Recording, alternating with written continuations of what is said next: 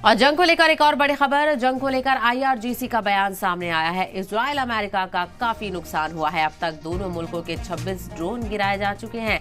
कई unmanned armed drones को भी कब्जे में लिया गया है। जंग को लेकर ईरान के इस्लामिक रेवोल्यूशनरी गार्ड ने कहा है कि उन्होंने अब तक दुश्मन यानी इजराइल और अमेरिका के 26 ड्रोन मार गिराए हैं, जबकि कई अनमैन्ड आर्म्ड ड्रोन्स को कब्जे में भी लिया गया है। तो ईरान की तरफ से लगातार कार्रवाइयां जारी हैं, तो इजराइल और अमेरिका के हमलों को रोकने की भी कवायद देखने को मिल रही है।